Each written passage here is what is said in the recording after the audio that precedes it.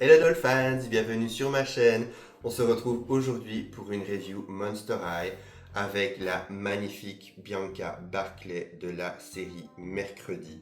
Alors, je suis vraiment content de vous la présenter celle-ci parce que ça a été un petit peu pas dire la galère pour la voir, mais ça fait déjà un petit bout de temps que je me tâte à l'acheter. Alors déjà, regardez, j'adore son style. J'adore la boîte avec la cour de Nevermore derrière. Alors déjà, je trouvais la poupée super belle. En plus, le personnage dans la série est assez complexe. Et c'est pas juste c'est pas juste la bad bitch de service, c'est pas juste la fille qui est là un peu pour jouer les mean girls. C'est vraiment quelqu'un qui, bon, on va pas dire qu'elle a un côté un petit peu reine des abeilles, mais il y a ce côté aussi comme quoi, quand on apprend un petit peu comment est-ce qu'elle est venue à Nevermore, ce qu'elle fuit, sa vie, etc. en dehors, le fait aussi que les sirènes, bah, on a souvent tendance à ne pas leur faire confiance parce qu'on pense qu'elles utilisaient leur chant de sirène pour manipuler tout le monde. C'est vrai que c'est pas forcément évident. C'est un personnage qui a ses propres combats, c'est un personnage qui a sa propre évolution. Et d'ailleurs, déjà, je trouve que dans la saison 2, elle a quand même une évolution qui est beaucoup plus intéressante. Elle arrête un petit peu d'être sans arrêt l'ennemi de Mercredi. D'ailleurs, déjà à la fin de la saison 1, on le voit qu'elles ont tendance à plus se rapprocher et plus savoir un petit peu ce que l'autre vaut. Donc je trouve que c'est un personnage qui est assez intéressant et le fait de l'avoir fait en Rainbow High, qu'est-ce que je raconte, en Monster High, c'était vraiment super intéressant pour compléter la gamme justement de Mercredi. Et j'ai eu assez difficile à l'avoir parce que je voulais l'acheter déjà avant les fêtes. Et malheureusement, on a eu beaucoup de neige chez nous, il y a eu beaucoup de trucs qui se sont enchaînés. Il y avait toujours quelque chose pour aller justement au magasin où je l'ai acheté. Je l'ai acheté en même temps que Nefera, que je vous ai présenté il y a peu de temps. Et il y avait toujours quelque chose, il y avait soit des travaux, il y avait soit de la neige, il y avait toujours quelque chose. J'avais jamais l'opportunité d'aller au magasin. Et je me suis dit, oh là là, en plus avec les fêtes qui sont passées, si ça se fait, il n'y en aura plus. Et quand j'ai été pour chercher Nefera et à la base, surtout Bianca, il y en avait encore quelques-unes. Je pense qu'il restait deux ou trois, mais elles étaient toutes parfaites. Donc voilà, j'ai eu l'embarras du choix et j'ai pu la prendre. Plus quand elles sont toutes parfaites, quand j'ai l'embarras du choix, c'est le fait que voilà, vous savez que vous en avez au moins trois, donc pas de souci. Mais je suis content d'avoir enfin Bianca dans ma collection. Alors pour ce qui est de la boîte, on peut voir que c'est exactement le même genre de boîte que pour Mercredi et Enid. Alors je ne me rappelle plus si on avait Nevermore dans le fond, mais j'aime beaucoup, c'est vraiment sympa. On a Monster High, Wednesday, Bianca Barclay. Alors sur le côté vous avez Monster High, Wednesday, et puis juste ici vous avez une magnifique photo de la poupée. Et juste derrière, voilà, vous avez un peu de texte qui fait office de journal intime comme les Monster High de la G1. Alors, Mémoire d'une reine des abeilles, le journal de Bianca Barclay. Je suis né leader, donc ce n'est pas surprenant que j'aie taillé ma place en tant que royauté de l'Académie Nevermore. Qui d'autre pourrait être la meilleure élève de la classe, la meilleure escrimeuse de l'école et la leader de la Secret Society Nightshade, donc les Belladone en VF. Les haineux diront que je suis arrivé au sommet grâce à ma voix de sirène, mais exceller est aussi naturel pour moi que respirer sous l'eau. C'est pourquoi je porte mon amulette pour prouver que je n'utilise pas mes pouvoirs pour atteindre le sommet, et je ne laisserai personne me prendre mon titre. Encore moi une nouvelle élève gothique comme Mercredi Adams, je suis la seule à faire des vagues dans cette école. Ça c'était au début de la série. Donc voilà, on arrive à la fin de cette présentation de boîte. Je pense que j'ai tout dit, j'ai quand même toujours vérifié.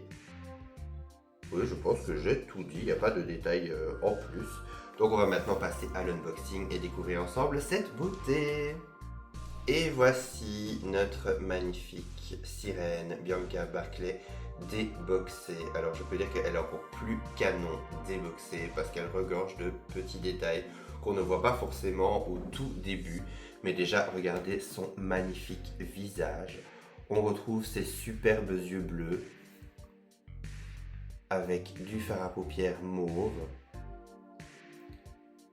et avec un rouge à lèvres assez foncé mais qui reste assez naturel.